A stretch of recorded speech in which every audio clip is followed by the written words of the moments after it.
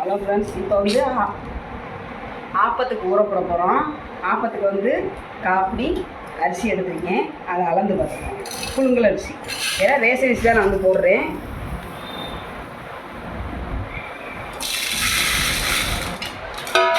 Copy அளந்தாச்சு. இது copy ration அரிசி தான், புழுங்கல் அரிசி.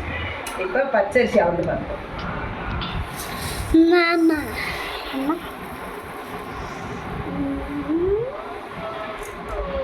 அதே அளவுக்கு காப்பி புழுங்கரிசினா காப்பி பச்சரிசி. இப்போ வந்து இந்த படி வந்து 200 கிராம், நான் வந்து 100 கிராம் உளுந்து எடுத்து வச்சுருக்கேன். இந்த உளுந்தும் போட்டுக்குவோம். வெந்தயம் வந்து ரொம்ப போடக்கூடாது, ஆனால் 1 ஸ்பூன் தான் போடணும். தேவையான தண்ணி ஊற்றி ஊற வச்சுட்டு அரைச்சிட்டு பார்த்துக்குவோம். ஊறட்டும், ஒரு 2 மணி நேரம் ஊறவும், அரைச்சிட்டு அதுக்கு என்னன்னு பார்த்துக்குவோம். ஆப்பத்துக்கு ஊறப்பட்டால் வந்து ஊறிடுச்சு. 2 மணி நேரம் 3 மணி நேரம் ஊற வச்சுருக்கு. இப்போ ஆட்டிட்டு பார்த்துக்குவோம்.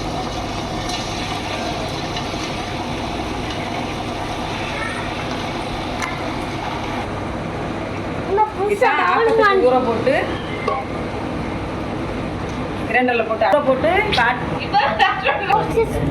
ஆப்பத்துக்கு போட்டு அரிசியை ஆட்டுறோம். இப்போ வந்து பழைய சோறு வந்து 1 கிளாஸ் எடுத்து வச்சுருக்கேன், அதையும் போட்டு ஆட்டிட்டு பார்த்துக்கணும்.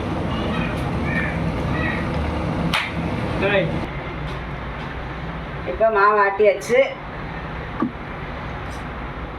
அது அமுத்துல ஆப்பத்துக்கு மாவு ஆட்டியாச்சு. இப்போ சட்டியில் ஊற்றிக்கிடுவோம்.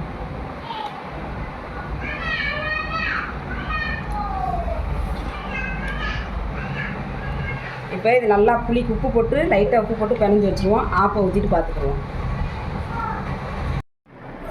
இப்போ நேற்று ஆப்பத்துக்கு ஆட்டி வச்ச மாவு இந்த அளவுக்கு கரைச்சி வச்சுருக்கோம். இப்போ அடுப்பத்தை வச்சு ஆப்பத்தை ஊற்றிக்கிறோம். இப்போ சட்டி காஞ்சிருச்சு, ஆப்பத்தை ஊற்றிக்கிறோம்.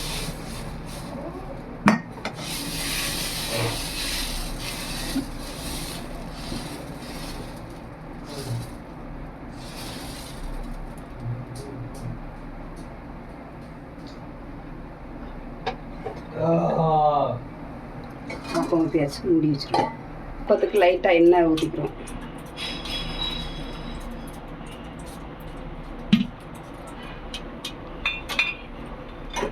லைட்டாக வேகம் பார்த்து.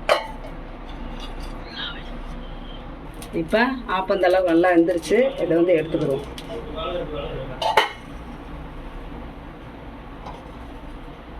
அப்புறம் சூப்பராக வந்திருக்கு.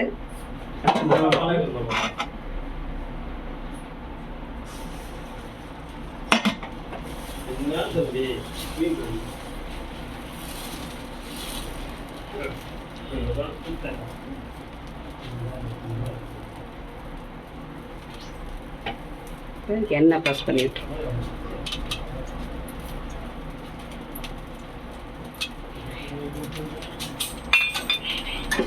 ஊற்றி மூடி வச்சிடும், வேகட்டும்.